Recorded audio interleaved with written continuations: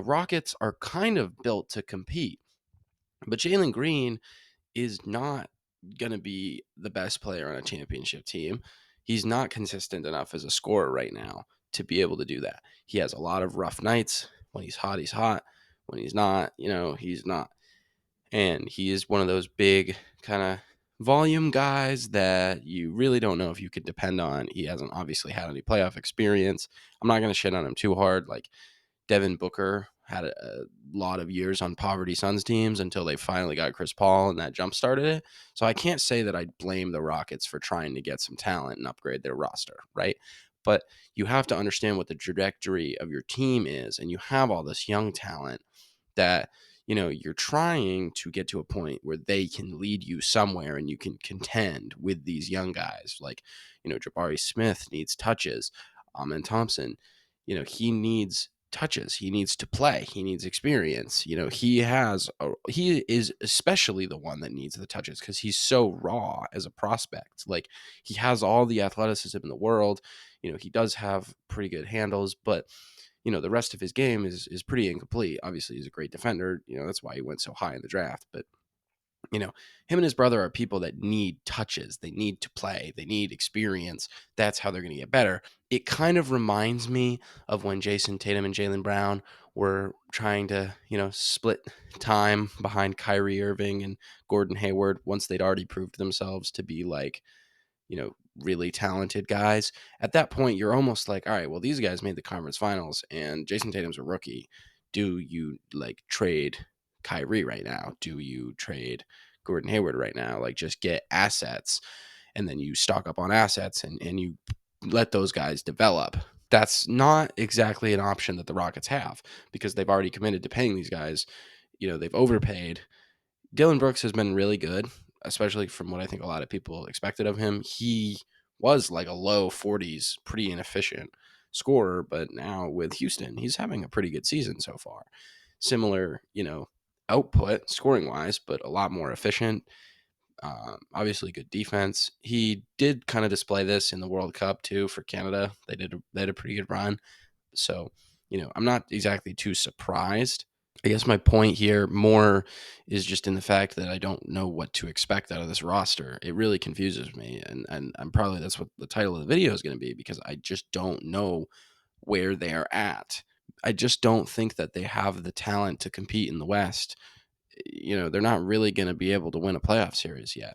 And that's fine. It's just going to be interesting as we watch this are these guys like Brooks and Van Vliet, like, are they veterans or are they going to want to run the show? Like, are they going to let these young guys kind of be the face of it and do their role? And how is Ime going to manage the team? You know what I mean? Like, these are the questions that I'm thinking of right now. And, it's hard. It's hard when you don't have answers for these things. I do think as a Rockets fan, you have to be okay with how quickly this team has kind of built back on talent.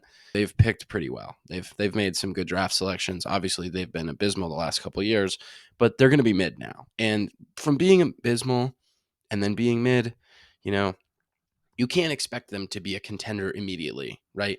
The Pistons have been horrible for so long and they still look really bad this year.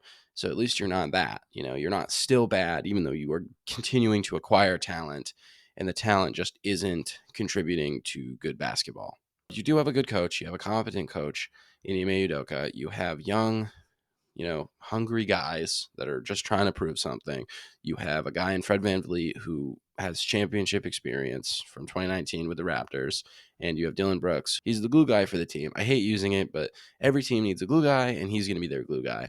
Is Jalen Green that type of player? Is he going to be like Anthony Edwards light? I don't think he's going to be as good as Anthony Edwards. I don't think he ever had that potential.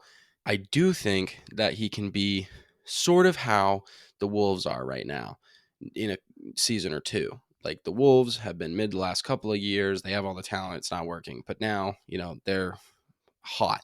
They are having a really good start to the year. Same with the Magic this year. Like, there's a lot of young teams that are kind of on the come up that are really making a name for themselves. And I just don't think the Rockets are there yet. They're in danger of becoming a team that's stuck in the NBA purgatory. And that's why it's so crucial that Jalen Green takes that superstar leap. You need him to be a dependable scorer, give you 25 every single night. And on the off chance that he doesn't give you 25 once in a blue moon, you have enough talent around that to maybe scrap out a win, right? That's the type of team you need to win in the NBA. You need a bona fide star player. And the Rockets have a bunch of guys who might be that guy. One has yet to emerge. So I think right now it's kind of TBD. They have retooled their roster, and it's actually going to get them wins. I think a lot of people overreacted to the 6-3 start. I think they're going to be a 500-ish team, but I will say this: anything's possible. And if Ime Udoka does end up doing the mid-season turnaround that he did with the Celtics with the Rockets, the Western Conference is going to have to look out.